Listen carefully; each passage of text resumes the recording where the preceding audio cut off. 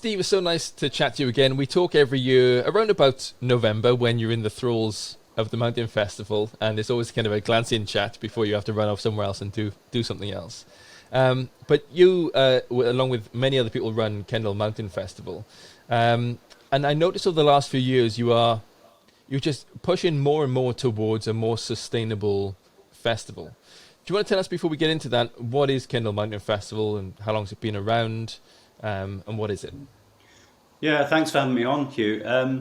Well, Kendal is a huge platform now for lots of different communities from lots of outdoor communities who come together every November to celebrate what's important to them in the outdoor environment. Kendal is at core a film festival, an international film festival. We have 15 to 20,000 people come to the event every year. And it was 40 years old last year. We have obviously had a big party planned last year, but something put a stop to that for all of us, didn't it? So we ran the festival online last year for the first time as a broadcast event. But yeah, it's a difficult one to explain. For those people that know Edinburgh Fringe, the arts cultural festival every year in Scotland, it's very much like the Edinburgh Fringe of outdoor. You know, we have literature, we have the arts, we have obviously film, we have guest speakers, huge roster of guest speakers. We have music, we have panel debates, obviously science with yourself, lots of community outreach programs. It's cliche. A lot of education programs as well. Yeah, exactly. Lots of education, and that's becoming more and more prevalent. It's a huge event. It really is, and it touches. It has sort of lots of webs of influence, if you like. You know, it very quickly expands into lots of different communities, which is, great to stand back and watch. And it's one of the things that I've loved about Kendal for years, and I always find it a privilege to come up and used to be to come up and do it, or do it remotely, as it is currently. But it's an audience that is there that used to be there for adventure and films and mountains, but also there for things that like you say, like science and education, and to become more informed about things. It's never just what's the furthest, the fastest, the biggest. It's always like that idea of our impact on the mountains has always been part of Kendal, I feel. Yeah, no, absolutely. I think we're sort of mirroring the shift in society.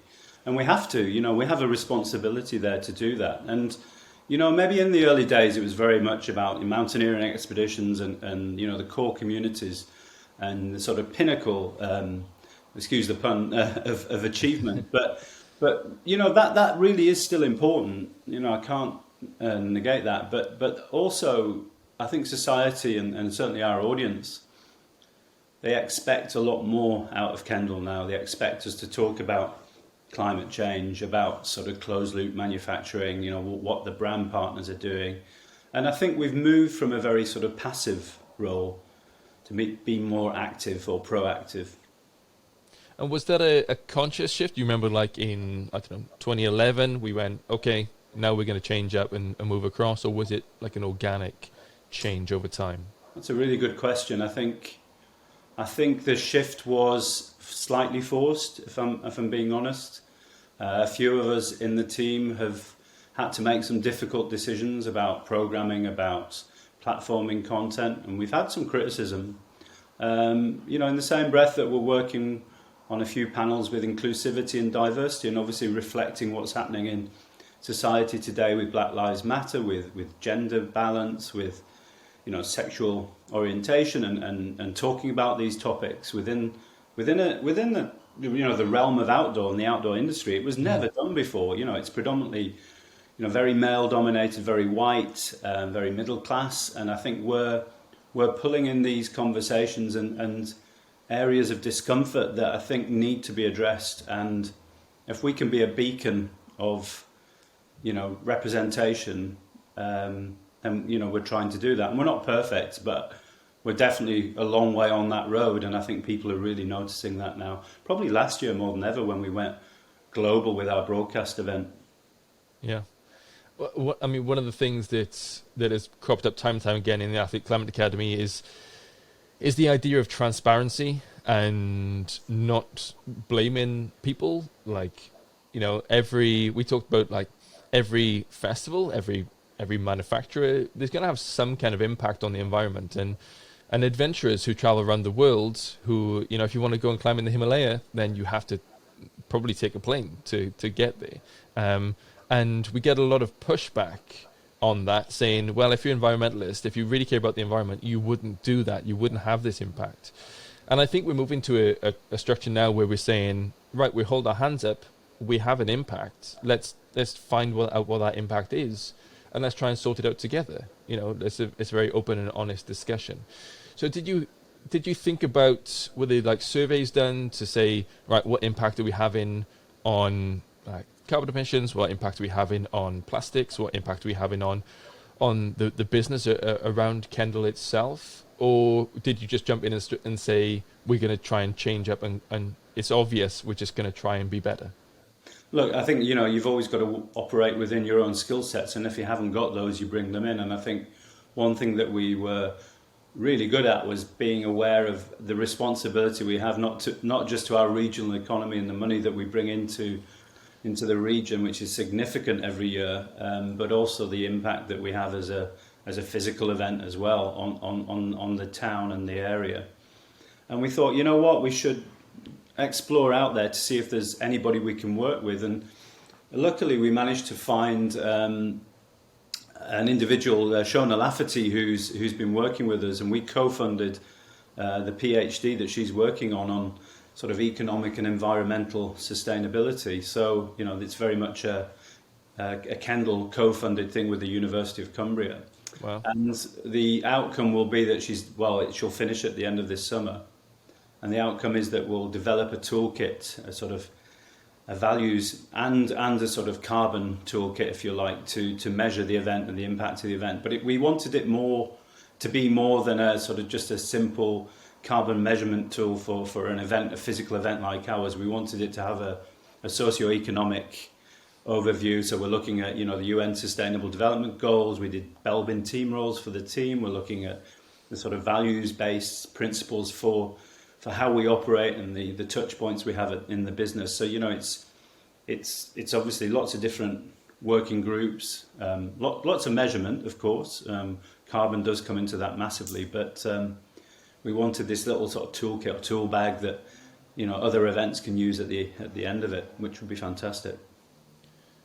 And what did you find, whether it was through the PhD program or whether it's through just your own research, your own anecdotal evidence, are the big challenges to heading down that path of becoming more sustainable in every sense of the word? Yeah, we've already made changes at the event, just looking at plastic use, use of water, we're looking at power generation. The tricky thing for us is that we're not sort of a one package event that just moves and sets up like a big music festival, which would be easier to control. We're working with multiple venues, working with a town. So we have impact and influence, but sometimes it's slightly out of our control.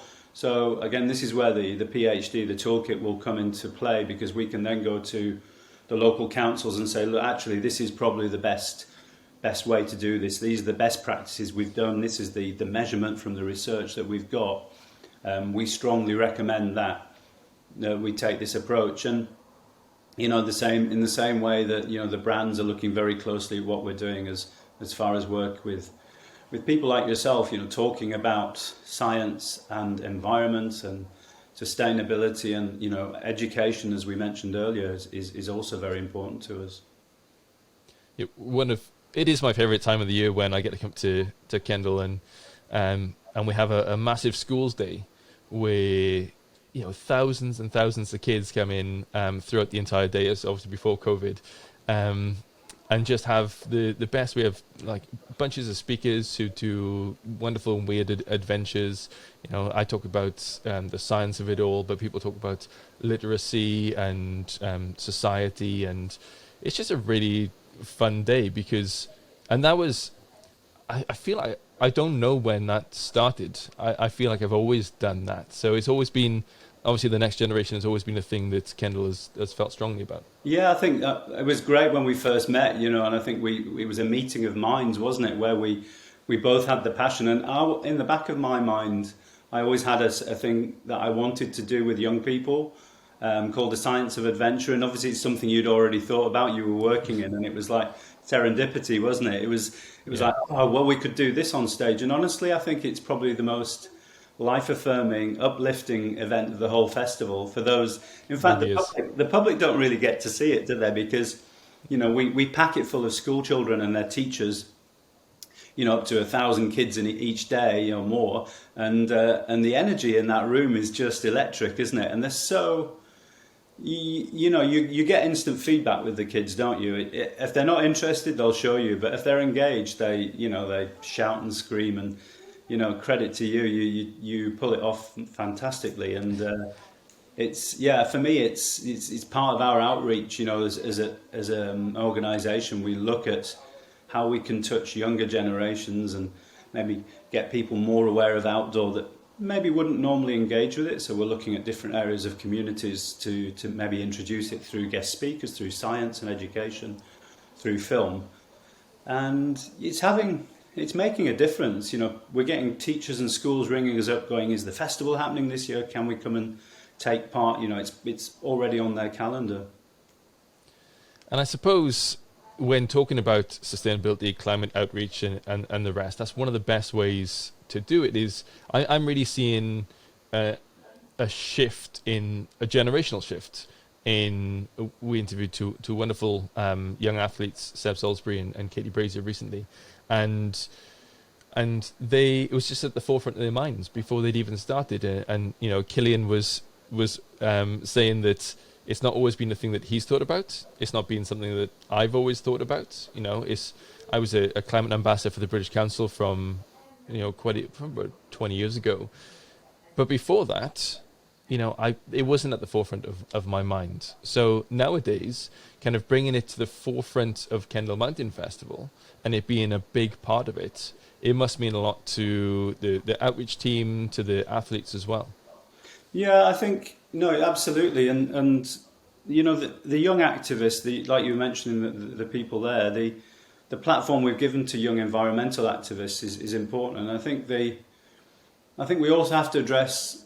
Well, you mentioned the athletes, the influence that the athletes have is massive, and it's brilliant. The whole Athlete Academy, the Athlete Climate Academy, is a fantastic innovation, and I think we'd love to be able to host that at Kendal, but actually coming back to the younger generations and they're our future. And I've got to say, one thing that's really important is that they're actually really worried. We have children, we've got kids at university, we've got a kid at secondary school. Generally the younger generations are super worried. They're super nervous, probably more than our generations are, in a sense, because they know what's coming. They see what's happening in the world, and it's up to us to be optimistic, and I think to give them security and positivity going forwards. And I think that's the job that we play, both of us, in our different roles, is to say change is possible rather than we're all doomed, because that's very easy to pick up on when you look at the news and see what's happening climate-wise around the world. And of course that's happening, but I think the younger generation need to be listened to, as Greta Thunberg sure. would advocate. Yes, for sure. So going forward then, Kendal Mountain Festival will run again this year. It'll run again next year, which I'm very excited about. Obviously, you're making some changes. With COVID last year, it was remote. Do you think you'll keep any of that model and mix it into what it is going forward? Does that help with your sustainability targets at all? Yeah, absolutely. I think we were blown away by the response to our broadcast festival, the online festival. So much so that we're about to launch a new website, which will have a new Kendal channel called Kendal Mountain Player, which will be a 24/7 content on demand, if you like. But that'll be a subscription model, which keeps our business going, because as you can appreciate, running a festival of this scale is hugely expensive. Just to make it break even is a massive challenge every year, which we do. But I think we need to look at other models of income to keep our team of 12 people in jobs. And I think that's, very proactive of us to think about the platform that we're creating and talking about things like this and education. There'll also be the tours and obviously the festival. So that's the development we're looking at. So the digital shift really increased our audience, definitely took us on a global platform to 82 countries, doubled our audience at least. So I think it's only going to become more and more prevalent going forwards. So the whole Zoom interviews with athletes from maybe North America, I think will continue. I think there's a lot of people probably won't travel as much this year. But I think it's still important for people to come and see their heroes at Kendal. So it's just getting the balance right. I think that's important. The atmosphere at Kendal Mountain Festival and the conversations you have and the people you meet and everything else, it really does drive. It really does kind of inspire me to kind of go off and do better and do more work. And I don't think we're ever going to stop kind of meeting people and like being at festivals and this and that. But it's heartwarming that even though you say, right, we've got an impact, like we said, every manufacturer, every festival is going to have impact of some sort on carbon, on plastics, on business, etc. But you've got a roadmap now. You've got a roadmap to say, right, we're going to continue to do this. People find it a positive experience. There's more to be done. So what are the big challenges going forward for the industry that we're going to find that, we want to see festivals carry on. We want to see people, we want to see these kind of events, but what are the big challenges going to be, do you think? Well, I think the challenges, multifold really. I think the challenges for Kendal are the sort of increase in scale. There's only so much we can grow. We've had an increased demand from brand partners. So the industry is very, very important to us, as is the media industry. And you mentioned that networking effect. Kendal is a huge hub for networking, whether you're athletes planning on new expeditions, new projects, new film projects, your brands who want to check out potential new ambassadors, filmmakers who want to look at new techniques, or activists, environmental activists who want to talk about issues to them and the work that they're doing and diversity and all the rest of it. So the challenges are sort of managing the growth and keeping it, as we mentioned with the PhD, sustainable. That's always a challenge because you can't just exponentially keep growing and growing. The challenges for the industry, I think, where Kendal is unique is that we offer the brands that unique opportunity to engage with the end user, the consumer, if you like, the person that they're selling to, but also to talk about their innovation, their sort of ethics, their values, the science behind a lot of their innovation, and their environmental credentials as well. And I think that doesn't happen anywhere else. It's not an industry to industry, a B2B trade show. It's actually a B2P, business to public trade show, which is very unique. So I think that's really important for them, especially in the digital world where most people are buying online now. It's a unique opportunity for people to get face to face. So I don't think I would ever take that networking opportunity away. And I think the influence that we have is massive because, if one brand sees another brand talking about sustainability and about, outreach and about sort of pledging support for, underrepresented groups, then the other brands do take notice. I've seen that shift. And then they make changes. So, that for me is a really important factor within what we do. But to manage Kendal, I think the key for us is finding right partners. We're growing globally, so we've got partners in just about to sign a contract in Australia, New Zealand, and maybe North America. It's looking possible. Definitely with China, and obviously that comes with complexity, but we've got a fantastic team of people there. We've been working in China for 6 years, and I always believe it's better being round the table to have an influence than shouting across a wall or through a window at somebody who you think is doing the wrong thing. I think get in the room with these people, start talking to them and say, look, this is what we do. We think this is a better way of doing things, and then you're going to have much more success doing that. I completely agree, and one of the places where, you say about the the brands kind of taking note of each other. That's the kind of competition that I like to see. Yeah. In that, let's all be better and let's push each other to be better. And there's one thing there's certain people that I trust just to do the right thing, and no matter what they're doing, no matter where they're doing it, I just trust that they're going to do the right thing, and that's you guys for me. So hopefully, I really hope to see you at Kendal Mountain Festival in November. You will. In some way, shape, or form. I hope that it goes on. Steve, thank you so much for taking part in the Athlete Climate Academy and being with us. Thanks, Hugh, and I think it's great work that you guys are doing with the Academy, and hopefully we'll be able to platform it at Kendal and share these incredible stories that you're platforming. I hope so too. Diolch yn fawr iawn. Cheers, mate.